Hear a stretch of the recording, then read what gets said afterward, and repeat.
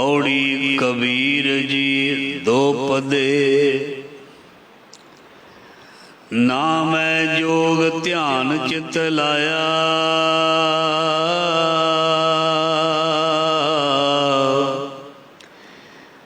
बिन बैराग ना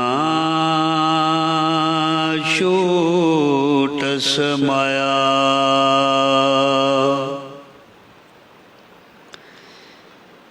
कैसे जीवन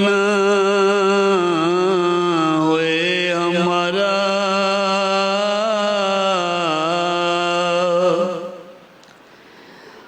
जब ना होए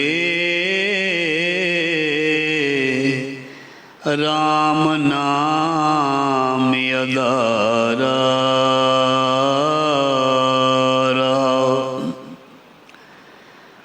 कहो कबीर खोजो आसमान,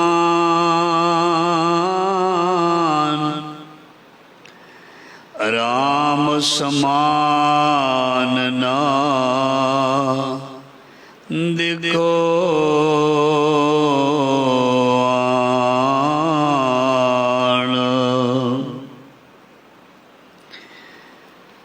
तेंडे सिमरन हब किछ लदम,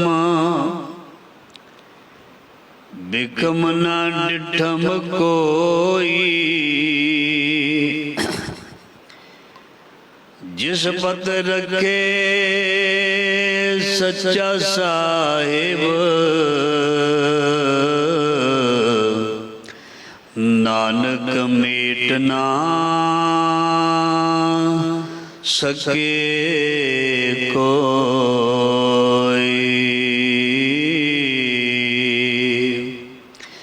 ज़ाहरा ज़हूर हाजरा हजूर, सर्व कला भरपूर समरथ गुरु लोक परलोक दे रखियक।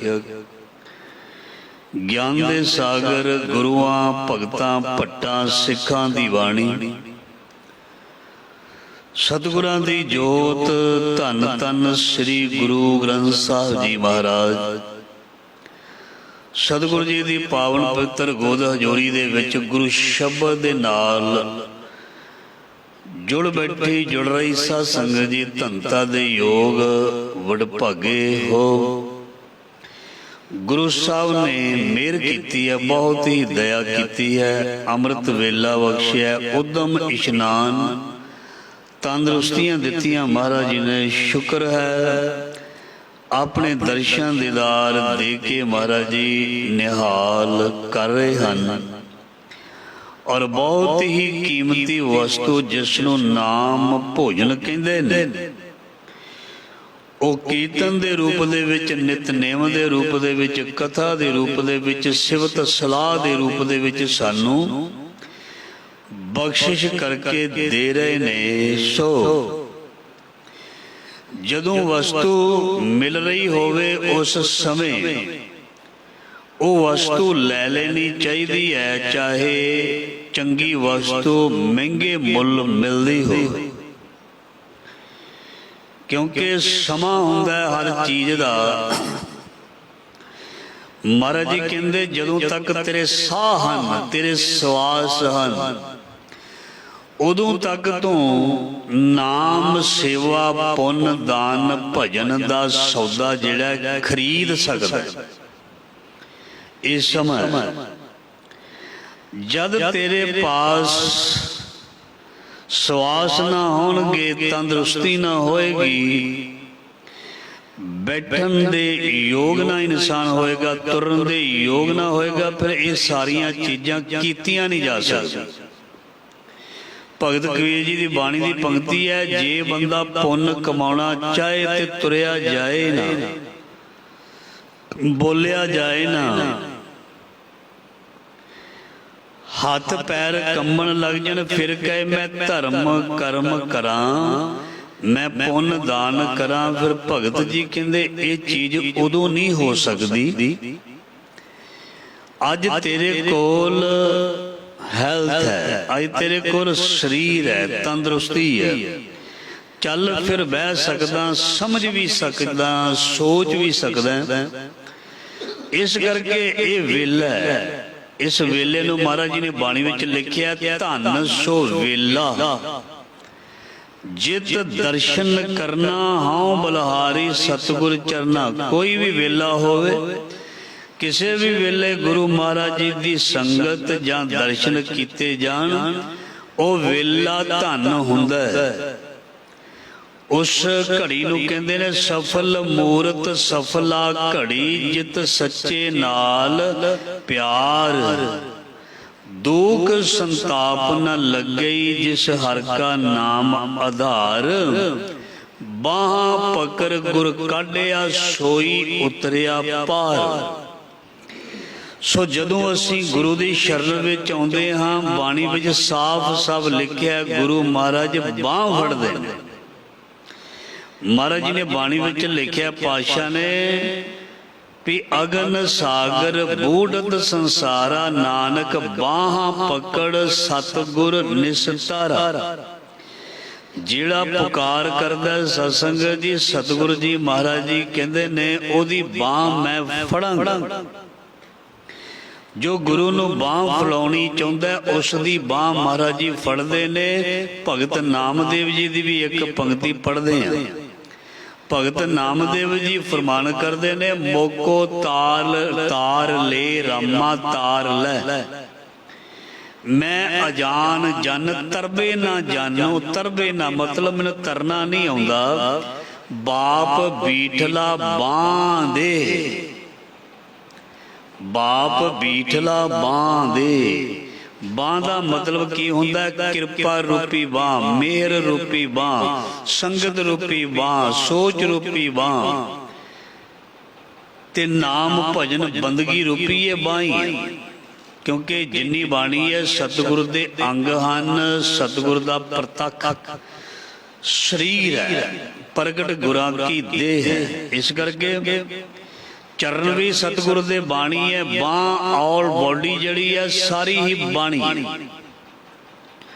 जदों महाराज जी सानू सुनाउंदे ने ते सत्संग जी, उदों साडे लई मुख वाक है। जदों असीं नमस्कार करदे हां, साडे लई ओहदे चरण हन भी ओहदे चरणां ते नतमस्तक होए। जदों महाराज जी सानू बाणी सुनाउंदे हन ते ओ महाराज जी दा मुख वाक है, मतलब पवित्र रसना। ते जदों महाराज जी नूं असीं सन्मुख हो के देखदे हां, इहनूं बाणी विच किहा भी ये महाराज जी दी दृष्टि है। जदों अपने मत्थे नूं असीं धरती ते लाउंदे हां, गुरु दे चरनां विच लाउंदे हां, इहनूं कहंदे ने महाराज जी दे द्वारा ये लेख लिखे जाते ने जां लेख पुठे सीधे किए जाते। मतलब सारा कुछ जिहड़ी भी क्रिया असी गुरु दरबार आके करते हैं वो सारी ही गुरु नूं समर्पित है, नमस्कार है, डंडौत है, झुकना है। सो सतगुरु सच्चे पातशाह जी मेहर करन, दया करन। सो गुरु नूं डंडौत असी कर चुके हैं। डंडौत का मतलब हुंदा वैसे डंडे वांगू सीधा होना।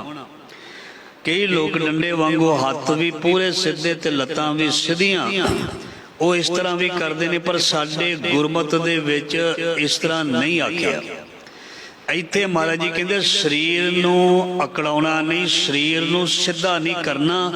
इत्थे जिहड़ा साडे अंदर मन है ना, जिस नूं वट ते वलेवें ने, मन नूं सीधा करना, मन नूं वस करना है, मन ते कंट्रोल करना है। जिसदा मन सीधा हो गया वो भावें दो गोडे मुद्धे मार के मत्था टेके नहीं झुकाउंदा, वैसे नमस्कार कर दे ओदी प्रवान। ये नहीं भी जिसने डंडौत कर दी ओदी प्रवान है, जिहड़ा पूरी तरह झुक नहीं सकिया ओदी प्रवान नहीं। नहीं महाराज जी कहते शीश नवाइए क्या थी जां हृदय कसुदे जाए। अंदर भाव श्रद्धा होनी चाहिए है, शरीर इजाजत जैसी दिंदा है उस तरह नाल नमस्कार हो जाए प्रवान। सो मन सीधा चाहिए, मन नीवा चाहिए, मन झुकना चाहिए। ये चीज जिस दे कोल है ओदी हाजरी भाव दा मत्था टेकिया प्रवान। ते महाराज जी कहते जे मन विच झुका नहीं है, निम्रता नहीं है, सादगी नहीं है, फिर कहते ने पई सीस नवाइए क्या थिए जर दे कसुदे जाहे, अपराधी दूना निवह, अपराधी दूना निवह। जो अपराधी बंदा है दूजे नूं इंप्रैस करन वास्ते बहुत खेखन करदा है, ਉਹ ਉਸ ਨੂੰ ਇੰਪ੍ਰੈਸ ਕਰਨ ਦੇ ਲਈ ਕਈ ਤਰ੍ਹਾਂ ਦੀਆਂ ਗੱਲਾਂ ਦੁਆਰਾ ਉਸ ਨੂੰ ਆਪਣੇ ਬਹਿਕਾਵੇ ਦੇ ਵਿੱਚ ਲੈ ਕੇ, ਧੋਖੇ ਵਿੱਚ ਲੈ ਕੇ ਤੇ ਉਹਦੇ ਨਾਲ ਦਗੇਬਾਜ਼ੀ ਧੋਖਾ ਕਰ ਜਾਂਦਾ। ਅਪਰਾਧੀ ਦੂਣਾ ਨਿਵੇ।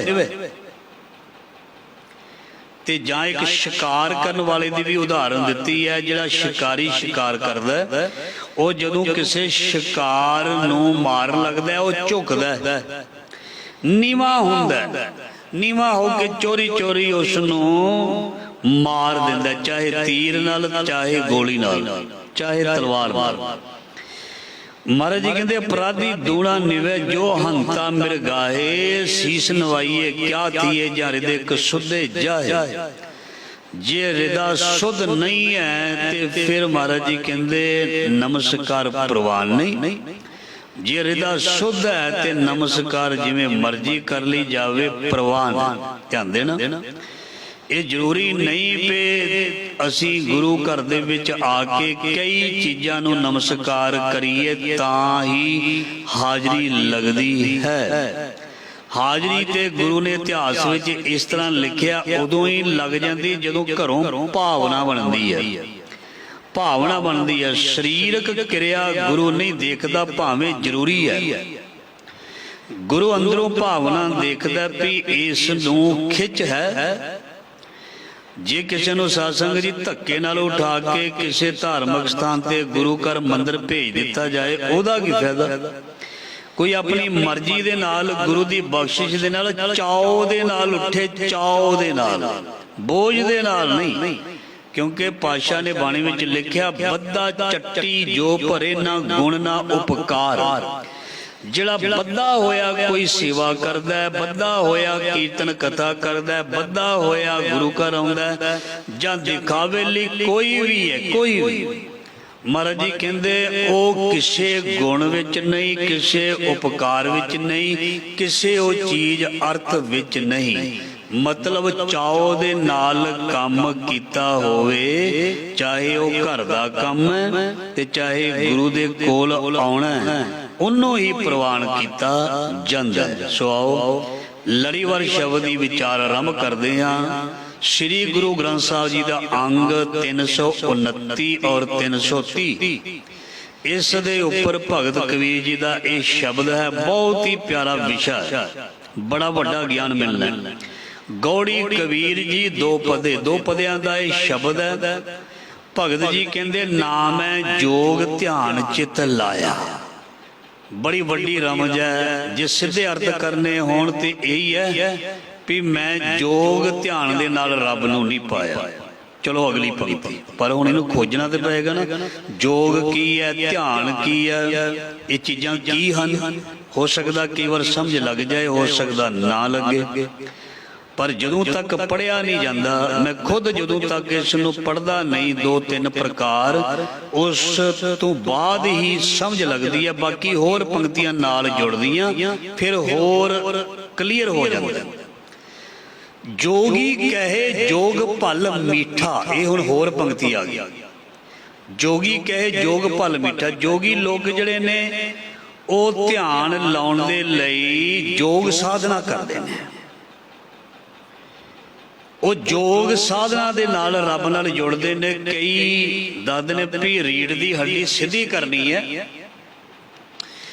ते अपनियां बाहां बिल्कुल सीधियां रखनियां हन, नेत्र बंद करने हैं। जिवें संसार दे विच चल रहा भी साडे गुरु किदां कहंदे ने वो भी असीं सुनना। ते तू अपने अखां दे पिछे जां मथे दे विचकार अपना ध्यान लैके जा। फिर तेनों शब्द सुनेगा, फिर तेनों प्रकाश दिसेगा। इस तरह दे नाल जां तू कन बंद करके देख, इस तरह तेनों कोई धुनी ते आवाज सुनेगी। बाबा नानक दे साडे भगत कहंदे मैं ये सारियां चीज़ां छड्डियां, ना कोई जल दे विच बह के छोटा तां खिच के मैं कोई योग साधना ध्यान लाया, ना कोई पत्थर जां सिल दे उपर बैठ के कोई नंगे शरीर दे नाल कोई मैं तप कीता, ना मैं कोई शिला कटिया। ते इत्थों तक भगत कबीर जी ने कहा भी मैं माला भी नहीं फड़ी। जो माला फड़दा उन्होंने लगेगा भी ये गल गलत है। मैं तुहानूं पंक्ति सुना देनी, क्लीयर हो जाना। कबीर जी कहते मैं सिमरना फड़िया ही नहीं, सिमरना हाथ विच पाया ही नहीं। पता की भगत कबीर जी लिखते हैं, कबीर मेरी सिमरनी, मेरी सिमरनी पता की है, रसना ऊपर राम, आद जुगाद सगल भगता को सुख विश्राम। मैं सिमरनी अपनी रसना नू ही बनाया, क्योंकि मैं गिनतियां मिनतियां दा रब चेते नहीं कीता। मैं 27 वारी करना है, 27 दूण 54 ते 54 दूण 108। कहते ये मैं गिनतियां विच नहीं पिया, मैं निरंतर बाणी दी होर एक पंक्ति पढ़दे आ, नित जपीए सास गिरास नाउ पर्वत गारदा। बाणी विच होर एक पंक्ति लिखी है, 8 पहर आराधी है पूर्ण सतगुर ज्ञान। जिहड़ा 8 पैर ते नित जपदा उत्थे गिनती मिनती रह नहीं जाती। ध्यान देना, उत्थे गिनती मिनती रह नहीं जाती। जदों गिनती दिमाग विच होवे ते ध्यान गिनती वल होएगा, निरंकार वल नहीं होएगा। ते जदों इंसान गुरु दे नाल प्रेम इस प्रकार करदा भी ध्यान जिहड़ा शब्द दे विच केवल जो कुछ सुन रहा ओहदे विच केवल, होर किसी चीज वल ध्यान नहीं, ते फिर सत्संग जी ओहदी प्रोग्रेस होंदी है, विकास होंदा। सो भगत कबीर जी अपनी पवित्र रचना तो उच्चारण करते ने, कहते ना मैं जोग ध्यान चित लाया, मैं ना योग साधना की, ना मैं होर तरीकिਆਂ दे नाल ध्यान लाया। ते गुरु नानक महाराज जी की पंक्ति भी जोड़ते हैं, होर क्लीयर होएगा। जोग न भगवी कपड़ी, जोग न मैले वेश, नानक घर बैठिया जोग पाइया सतगुर के उपदेश।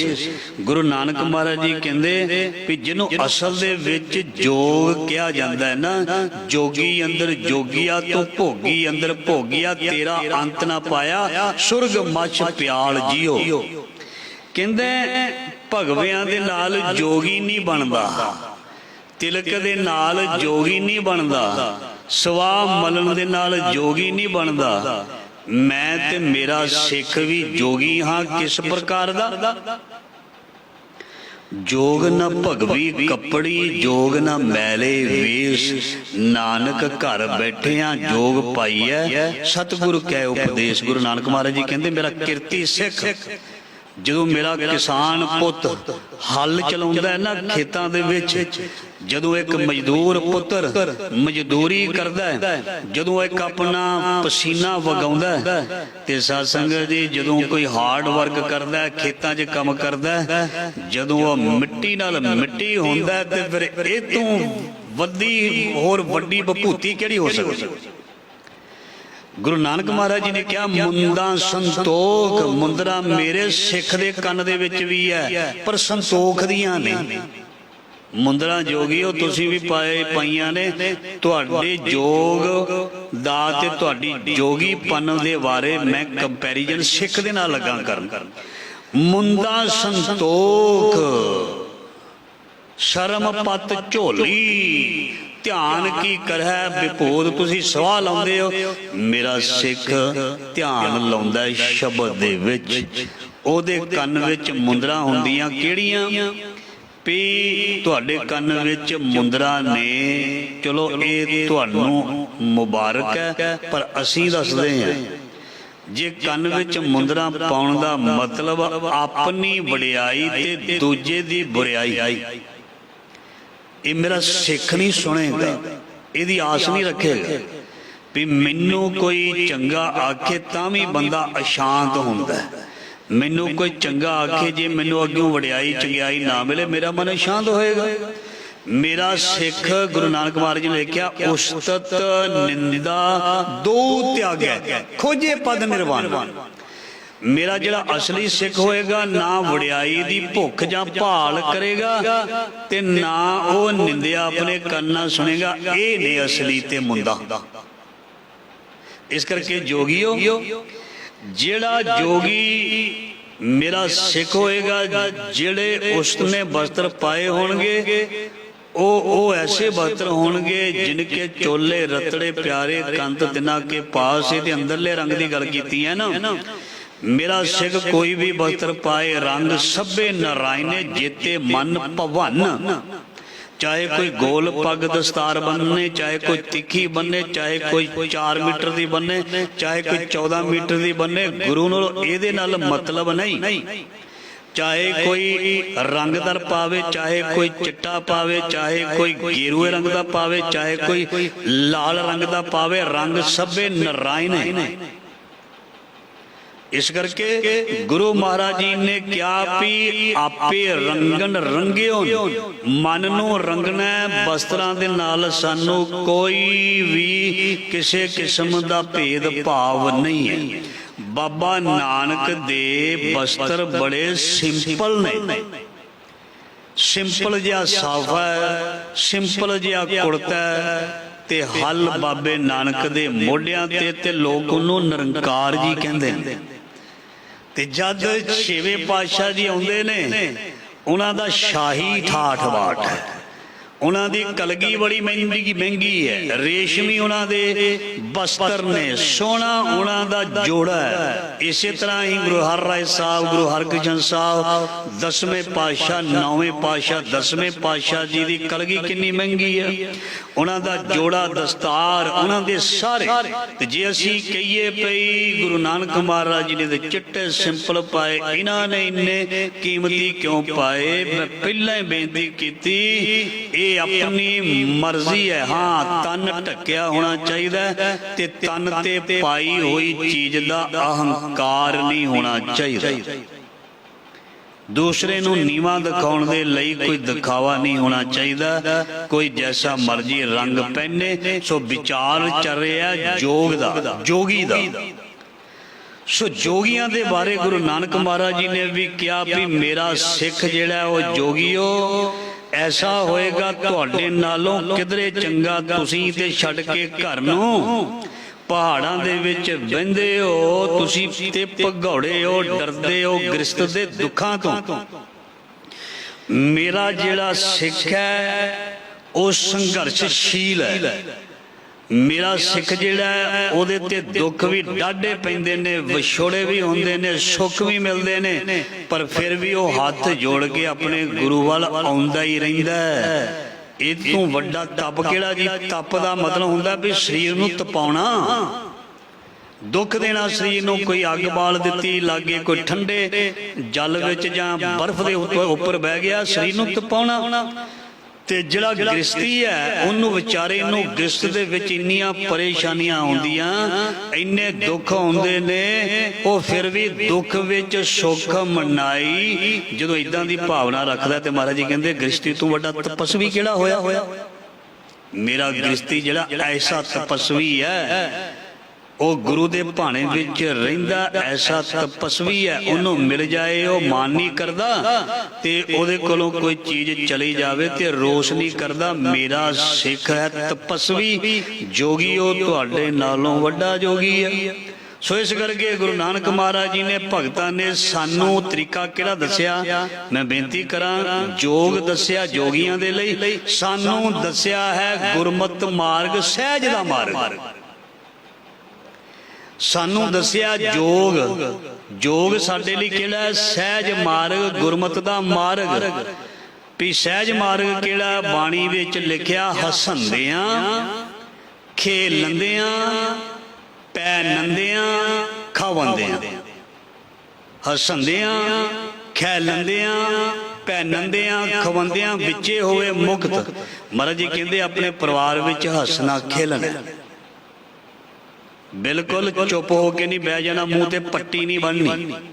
ਜੇ ਜ਼ੁਬਾਨ ਦਿੱਤੀ ਹੈ ਤੇ ਇਹਦੇ ਨਾਲ ਮਿੱਠੇ ਮਿੱਠੇ ਪਿਆਰੇ ਪਿਆਰੇ ਬਚਨ ਸਾਰੇ ਪਰਿਵਾਰ ਨਾਲ, ਸਾਰੇ ਮਿੱਤਰਾਂ ਦੋਸਤਾਂ ਨਾਲ ਸਾਂਝੇ ਕਰਨੇ ਨੇ। ਮਤਲਬ ਮੋਹ ਕੇ ਬੋਲਣ ਬੋਲੀ ਹੈ, ਜਿੱਤ ਸੁਣ ਧਰੇ ਪਿਆਰ। ਮੂੰਹ ਨੂੰ ਬੰਦ ਨਹੀਂ ਕਰਨਾ, ਮੌਨ ਵਰਤ ਨਹੀਂ ਰੱਖਣਾ, ਮੌਨ ਨਹੀਂ ਧਾਰਨ ਕਰਨਾ। ਗੁਰੂ ਨਾਨਕ ਮਹਾਰਾਜ ਜੀ ਨੇ ਸਾਨੂੰ ਦੱਸਿਆ ਅੰਨ ਨਹੀਂ ਤਿਆਗਣਾ, ਵਰਤ ਨਹੀਂ ਰੱਖਣਾ, ਭੁੱਖਿਆ ਭੁੱਖਣਾ ਉਤਰੀ ਜੇ ਬੰਨਾ ਪੁਰੀਆਂ ਭਾਰ। ਤੇ ਹੋਰ ਵਾਧੂ ਕਰਮ ਕਾਂਡ ਨਹੀਂ ਕਰਨੇ, ਸੋਚਿਆ ਸੋਚਣਾ ਹੋਵੇ ਜੇ ਸੋਚੀ ਲਖਵਾਰ। ਸੇ ਚਤਰਾਈ ਨਹੀਂ ਕਰਨੀ, ਬਿਲਕੁਲ ਭੋਲਾ ਬਣ ਕੇ ਰਹਿਣਾ। ਸਹਸ ਸਿਆਣਪਾ ਲੱਖ ਹੋਏ ਤਾਂ ਇੱਕ ਨਾ ਚੱਲੇ ਨਾਲ। ਆਪਣੇ ਆਪ ਨੂੰ ਨਿਰਗੁਣ ਸਮਝਣਾ, ਆਪਣੇ ਆਪ ਨੂੰ ਗੁਣਹੀਨ ਸਮਝਣਾ। ਤੇ ਫਿਰ ਮਹਾਰਾਜ ਜੀ ਕਹਿੰਦੇ ਇਹਦੇ ਵਿੱਚ ਉਹ ਗੁਣ ਭਰੇ ਜਾਣਗੇ ਜੋ ਇਨਸਾਨ ਸੋਚ ਨਹੀਂ ਸਕਦਾ। ਸੋ ਭਗਤ ਕਬੀਰ ਜੀ ਕਹਿੰਦੇ ਨਾ ਮੈਂ ਕੋਈ ਧਿਆਨ ਲਾਇਆ ਸਪੈਸ਼ਲ, ਨਾ ਮੈਂ ਕੋਈ ਜੋਗੀਆਂ ਵਾਂਗੂ ਮਨ ਜੋੜਨ ਦੀ ਕੋਸ਼ਿਸ਼ ਕੀਤੀ, ਮੈਂ ਤੇ ਸਿੰਪਲ ਹੀ ਰਾਮ ਰਾਮ ਰਾਮ ਰਾਮ ਰਾਮ। ਭਗਤ ਕਬੀਰ ਜੀ ਦੀ ਇੱਕ ਪੰਕਤੀ ਆ, ਕਹਿੰਦੇ ਜਿਵੇਂ ਨਾ ਚਾਟੀ ਦੇ ਵਿੱਚ ਮਧਾਣੀ ਪਾ ਕੇ ਹੌਲੀ ਹੌਲੀ ਚਲਾਈਦੀ ਹੈ ਨਾ, ਭਗਤ ਜੀ ਨੇ ਸ਼ਬਦ ਹੀ ਲਿਖ ਦਿੱਤਾ, ਹਰ ਕਾ ਬਿਲੋਵ ਨਾ ਬਿਲੋਵੋ ਮੇਰੇ ਭਾਈ। ਬਿਲੋਵੋ ਦਾ ਮਤਲਬ ਰਿੜਕਣਾ। ਹਰ ਕਾ ਬਿਲੋਵ ਨਾ ਬਿਲੋਵੋ ਮੇਰੇ ਭਾਈ, ਸਹਿਜ ਬਿਲੋਵੋ ਹੌਲੀ ਹੌਲੀ ਰਿੜਕੋ ਜੈਸੇ ਤਤ ਨਾ ਜਾਏ। ਜਿਵੇਂ ਮਧਾਣੀ ਨੂੰ ਚਾਟੀ ਵਿੱਚ ਪਾ ਕੇ ਦਹੀਂ ਨੂੰ ਰਿੜਕੀ ਦਾ ਨਾ, ਹੌਲੀ ਹੌਲੀ ਹੌਲੀ ਤਰਲ ਪਦਾਰਥ ਇੱਕ ਪਾਸੇ ਤੇ ਜਿਹੜਾ ਮੱਖਣ ਹੈ ਉਹ ਇੱਕ ਪਾਸੇ। ਸੰਤੋ ਮਾਖਣ ਖਾਇਆ ਛਾਛ ਪੀਏ ਸੰਸਾਰ। ਉਹ ਮੱਖਣ ਕੱਢ ਕੇ ਇੱਕ ਪਾਸੇ ਰੱਖ ਦਿੱਤਾ, ਹੌਲੀ ਹੌਲੀ ਸਹਿਜੇ ਸਹਿਜੇ। ਸੋ ਭਗਤ ਕਬੀਰ ਜੀ ਕਹਿੰਦੇ ਨੇ ਇਸੇ ਤਰ੍ਹਾਂ ਸ਼ਬਦ ਨੂੰ ਅਸੀਂ ਹੌਲੀ ਹੌਲੀ ਜਪਣਾ ਸ਼ੁਰੂ ਕੀਤਾ। ਰਸਨਾ ਰਾਹੀਂ ਕੰਠ ਰਾਹੀਂ ਜਦੋਂ ਹਿਰਦੇ ਵਿੱਚ ਲੈ ਕੇ ਗਏ, ਇਸ ਨੇ ਇੰਨਾ ਜ਼ਿਆਦਾ ਪ੍ਰਭਾਵ ਦਿੱਤਾ। ਰਾਮ ਦੇ ਨਾਮ ਨੇ ਇੰਨਾ ਜ਼ਿਆਦਾ ਆਪਣਾ ਪ੍ਰਭਾਵ ਸਾਨੂੰ ਬਖਸ਼ਿਆ ਵੀ ਭਾਈ ਗੁਰਦਾਸ ਜੀ ਨੇ ਲਿਖ ਦਿੱਤਾ, ਰਾਮ ਕਬੀਰੇ ਭੇਦ ਨਾ ਭਾਈ।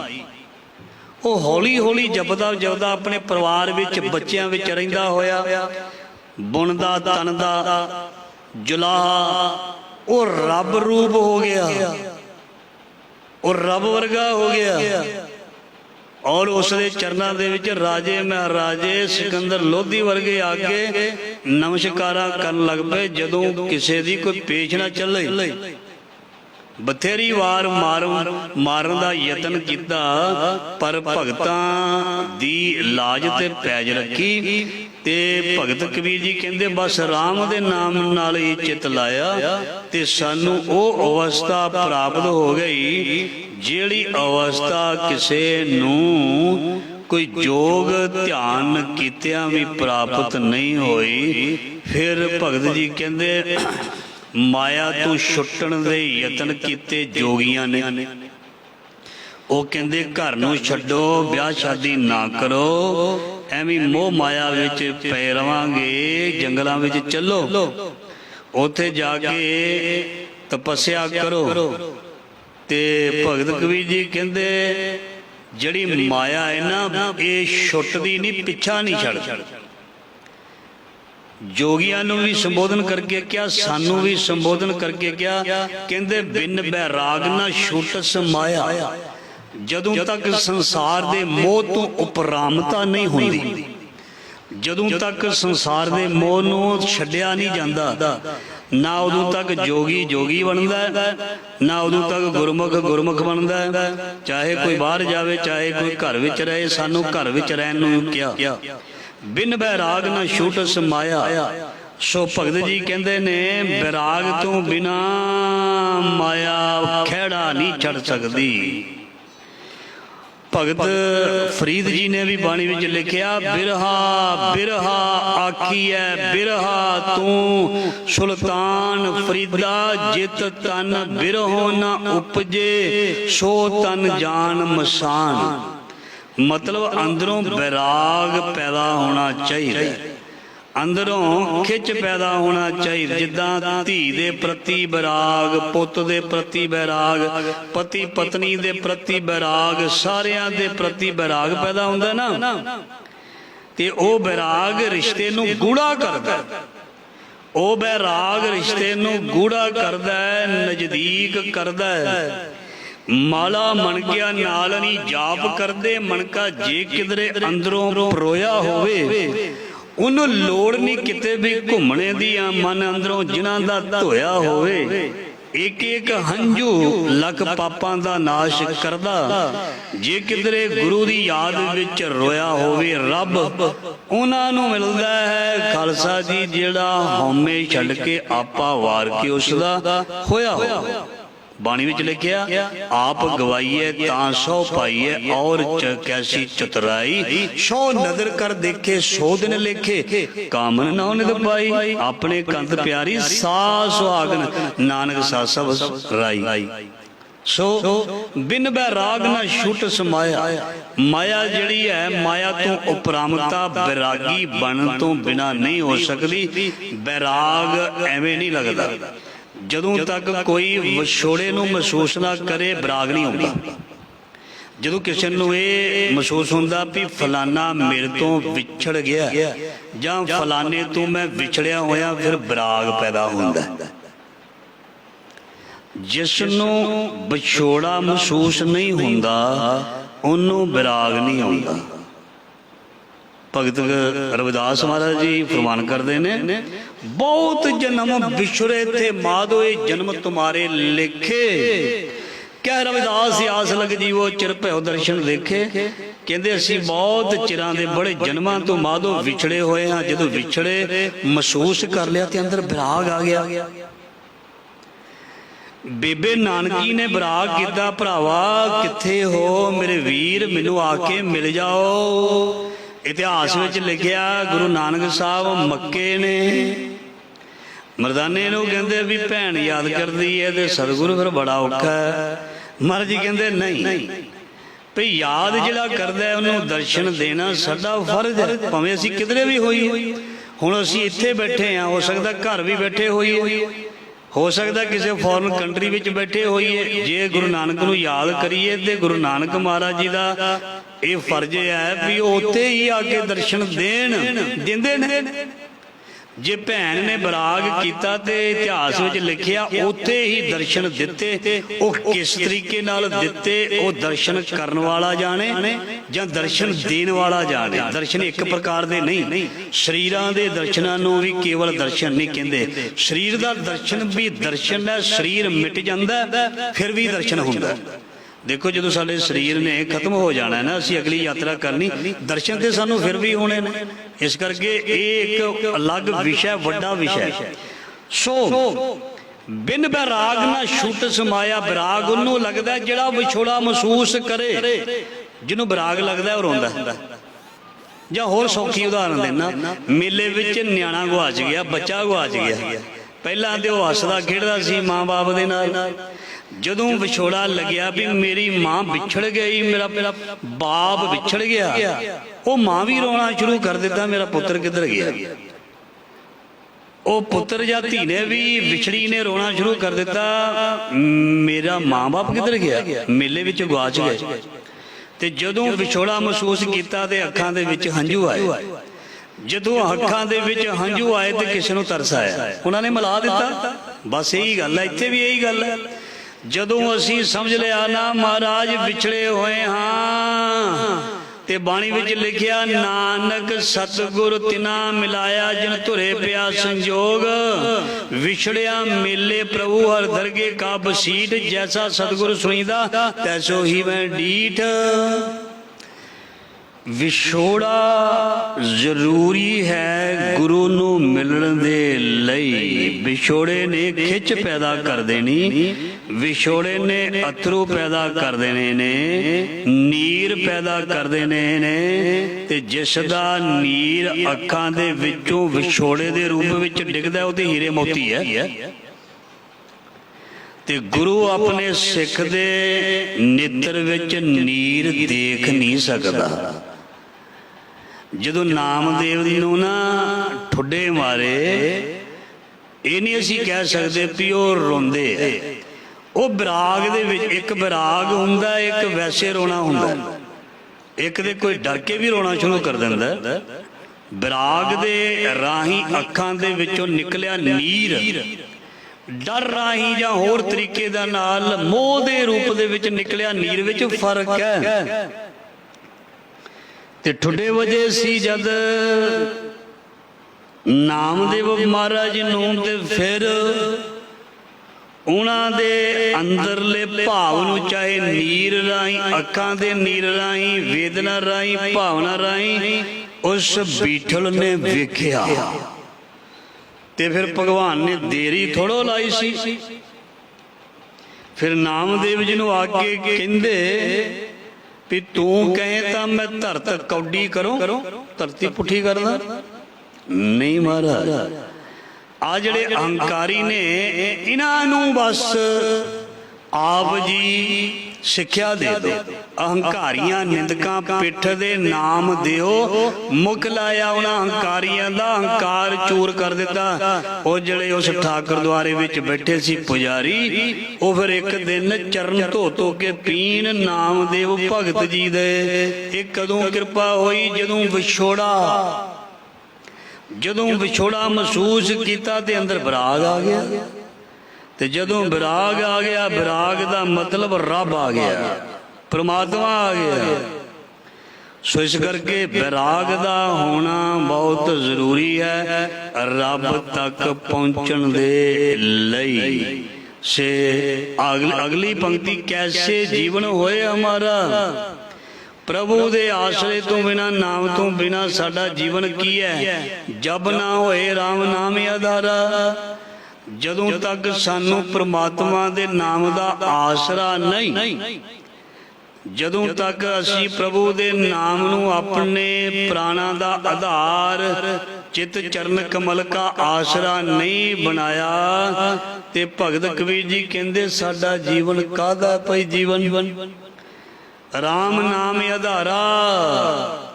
ਜਿਸ ਨੇ ਰਾਮ ਦੇ ਨਾਮ ਨੂੰ ਆਧਾਰ ਨਹੀਂ ਬਣਾਇਆ, ਉਹਦਾ ਜੀਵਨ ਜੀਵਨ ਨਹੀਂ। ਸਾਜ ਨਾਮ ਆਧਾਰ ਮੇਰਾ।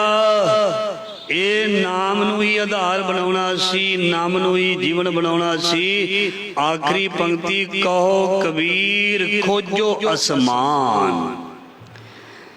ਅਸਮਾਨ ਦਾ ਮਤਲਬ ਇੱਕ ਤੇ ਪਦ ਦੇ ਅਰਥ ਇਹ ਹੋ ਗਿਆ ਵੀ ਜਿਹੜਾ ਉੱਪਰ ਆਕਾਸ਼ ਹੈ। ਅਸੀਂ ਆਕਾਸ਼ ਵਿੱਚ ਖੋਜ ਕੇ ਤਾਰੇ ਲੱਭਣੇ ਨੇ, ਗ੍ਰਹਿ ਲੱਭਣੇ ਨੇ। ਗ੍ਰਹਿ ਲੱਭ ਵੀ ਜਾਣਗੇ, ਅਸੀਂ ਕੀ ਕਰਨਾ? ਇਹ ਆਕਾਸ਼ ਦਾ ਮਤਲਬ ਜਿਵੇਂ ਪੰਜ ਤੱਤਾਂ ਦੀ ਗੱਲ ਕਰੀਦੀ, ਆਕਾਸ਼ ਦੀ ਗੱਲ ਵੀ ਕਰੀਦੀ ਹੈ। ਇਹ ਇੱਕ ਅਵਸਥਾ ਹੈ, ਇਹ ਇੱਕ ਉਡਾਰੀ ਹੈ, ਇਹ ਇੱਕ ਉਹ ਚੀਜ਼ ਹੈ ਜਿੱਥੋਂ ਪਰਮ ਪਿਤਾ ਪਰਮਾਤਮਾ ਪ੍ਰਗਟ ਹੁੰਦਾ। ਕੋਈ ਇਸ ਨੂੰ ਦਸਮ ਦੁਆਰ ਕਹਿ ਦੇਵੇ, ਕੋਈ ਇਸ ਨੂੰ ਕੋਈ ਤਿਲ ਕਹਿ ਲਵੇ, ਕੋਈ ਇਸ ਨੂੰ ਕੋਈ ਹੋਰ ਚੀਜ਼ ਕਹਿ ਲਵੇ। ਆਪਣੀਆਂ ਇਹ ਗੱਲਾਂ ਹਨ, ਆਪਣੀ ਆਪਣੀ ਸੋਚ ਹੈ। ਸੋ ਭਗਤ ਕਬੀਰ ਜੀ ਕਹਿੰਦੇ ਕਹੋ ਕਬੀਰ ਖੋਜੋ ਅਸਮਾਨ। ਮਤਲਬ ਸ਼ਬਦ ਤੇ ਸੁਰਤ ਦਾ ਮਿਲਾਪ ਔਰ ਸੁਰਤ ਰਾਹੀਂ ਉਸ ਰਾਮ ਤੱਕ ਪਹੁੰਚਣਾ, ਇਹ ਇੱਕ ਰਮਜਾਈ ਜੋਤੀ ਹੈ। ਸ਼ਬਦ ਸੁਰਤ ਦਾ ਸੁਮੇਲ, ਮਾਂ ਬਾਪ ਦਾ ਸੁਮੇਲ। ਤੇ ਇੱਕ ਬੱਚਾ ਧਰਤੀ ਤੇ ਆਇਆ, ਬਾਣੀ ਵਿੱਚ ਲਿਖਿਆ ਮਾਗੀ ਰਕਤ ਪਿਤਾ ਬਿਦ ਧਾਰਾ। ਜਦੋਂ ਸ਼ਬਦ ਤੇ ਸੁਰਤ ਦਾ ਕੰਬੀਨੇਸ਼ਨ ਬਣਦਾ, ਸੁਮੇਲ ਬਣਦਾ, ਫਿਰ ਸੱਚਮੁੱਚ ਹੀ ਹਿਰਦੇ ਵਿੱਚ ਰੱਬ ਪ੍ਰਗਟ ਹੁੰਦਾ ਹੈ, ਸੋਚ ਵਿੱਚ ਪਰਮਾਤਮਾ ਆਉਂਦਾ। ਕਹੋ ਕਬੀਰ ਖੋਜੋ ਸਮਾਨ। ਆਪਣੀ ਸੁਰਤ ਨੂੰ, ਆਪਣੀ ਬੁੱਧੀ ਨੂੰ ਖੋਜ ਕੇ ਵੇਖ, ਰਾਮ ਸਮਾਨ ਨਾ ਦੇਖੋ ਆਨ। ਤੇ ਫਿਰ ਜਦੋਂ ਉਸ ਜਗ੍ਹਾ ਤੇ ਪਹੁੰਚ ਜਾਏਗਾ, ਰਾਮ ਦੇ ਨਾਮ ਤੋਂ ਬਿਨਾ, ਰਾਮ ਦੇ ਸਰੂਪ ਤੋਂ ਬਿਨਾ ਤੈਨੂੰ ਦੂਜਾ ਹੋਰ ਕੋਈ ਦਿਸੇਗਾ ਹੀ ਨਹੀਂ।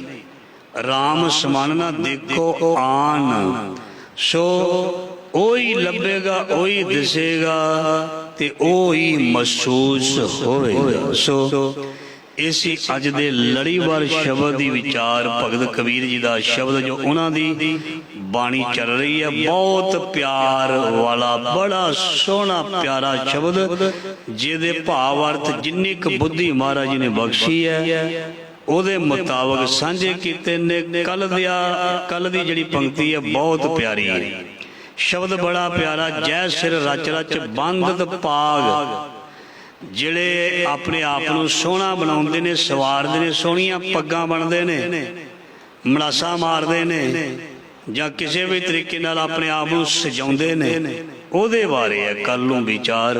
सो गुरु महाराज जी सब नूं तंदुरुस्तियां दिओ पातशाह, सब नूं उद्दम इशनान बख्शो, सब नूं अपने चरनां दा प्रेम बख्शो, अमृत वेले दे दर्शन बख्श के ये सारी कृपा आप ही करो।